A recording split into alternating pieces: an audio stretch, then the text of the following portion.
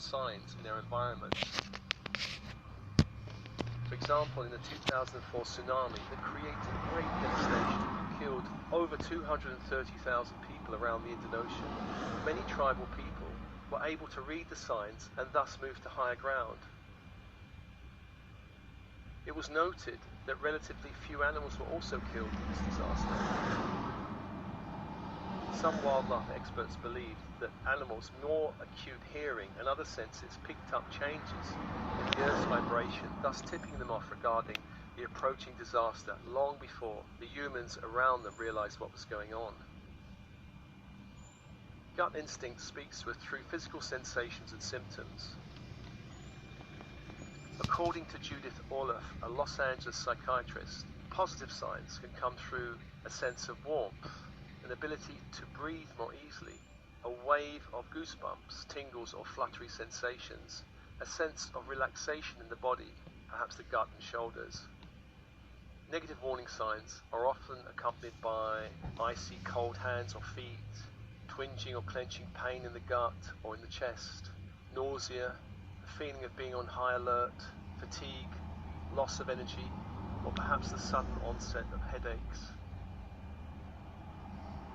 Ronald Alexander, PhD, psychologist, mindfulness expert and director of the Open Mind Training Institute in Santa Monica, California, tells of a story of traveling in India where he decides not to get into a cab because of a burning sensation in his gut. He later saw the driver being arrested in the train station for suspected robbery. He says he typically feels impulses in his chest or stomach warning him. On one occasion, during a stay in northern Italy, I went for a long walk and a climb in the hilly and mountainous Prealps region. I was not really dressed for going too far. I was not wearing proper climbing shoes, for instance. After about an hour, I felt I'd gone far enough and realized that the way down was not that easy. Also, I noticed the sun was starting to go down over the distant peaks. I was not sure how I'd gotten this far and had no idea how to get down. So I meditated and calmed my conscious mind that was beginning to panic. I invoked my body wisdom and decided to trust my gut instinct to show me the way. As I started the descent, each step was guided by either a feeling of warmth and expansion or a sense of flatness. Trusting my body, I was guided to descend through a mini waterfall, which at the time felt crazy to my conscious mind. But I trusted the impulse and climbed down through the waterfall. And actually, the climb down was much easier than I thought. I somehow also managed to avoid getting wet. Gut instinct is different from intuition. With gut instinct, we are being led through the body, centered in the lower three energy centers, the base, sacral and solar plexus. Intuition, on the other hand, is felt through the higher centers, the heart, the throat, the third eye and crown. Intuition involves a creative partnership between the conscious, unconscious and higher conscious minds.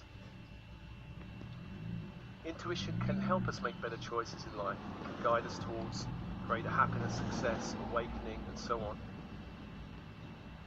Intuition does not simply rely on the unconscious mind picking up data in the environment.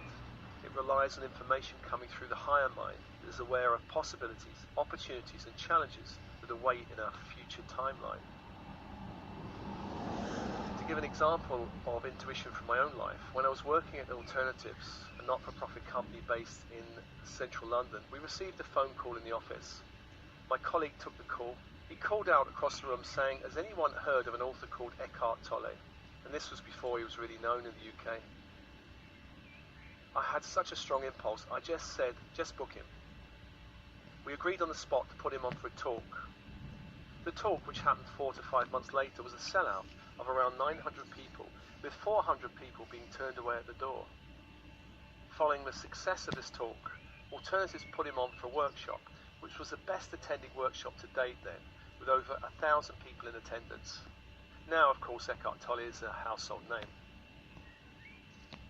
Our ancestors knew the importance of gut instinct and also of intuition. For thousands of years, shamans, priestesses used their psychic abilities to help their communities. Often these abilities meant the difference between life and death. If you're a tribal medicine man or woman and you could not divine the nearest food source for your tribe, then the tribe starved and you're out of a job. If you're a medicine healer and unable to heal a patient, then your reputation would suffer, and also, if it happened too often, you'd be out of a job. Here in the modern world, with all its challenges and opportunities, we have such an amazing gift, our brain with a neocortex made up of two halves, a left and right hemisphere. The two parts are connected by a thick cable of nerves at the base of each side. Experimentation has shown that these different hemispheres are responsible for different types of thinking. The left brain is more logical, sequential, rational, analytical, and objective. The right brain is more random, intuitive, holistic, subjective, and synthesizing, looking at the whole picture rather than the detail. The left brain gives us the ability to be practical, create strategies, focus, plan, analyze, structure, understand, and design. The right brain gives us the ability to imagine, dream, fantasize, dare, feel, and intuit. If the rational mind is the analyzer, the intuitive mind is the synthesizer. It creates the picture out of all the small details. It opens us up to the sudden flash of insight that makes everything crystal clear. Becoming whole-brained allows us to access our gut instinct, the impulse from the intelligence of the body, and intuition, a collaboration between conscious, unconscious, and higher conscious minds. It's important to note that using our intuition does not require we stop thinking or stop trusting our logical mind.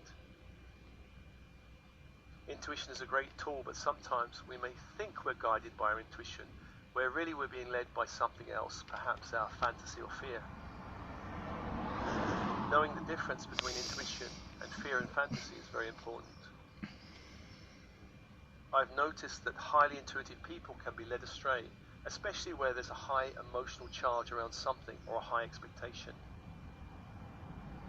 Perhaps the classic area is romantic relationships. We want a partner, we may have a list of characteristics that need to be fulfilled. A candidate appears, many of the boxes are ticked, yet there are signs that this person is maybe not such a good match. Yet we override our gut instinct and intuition, and further down the line, we scratch our heads wondering, how did we get it so wrong? Despite this, intuition is a great tool, and one that we should use. Most of the great geniuses of history were whole-brain thinkers.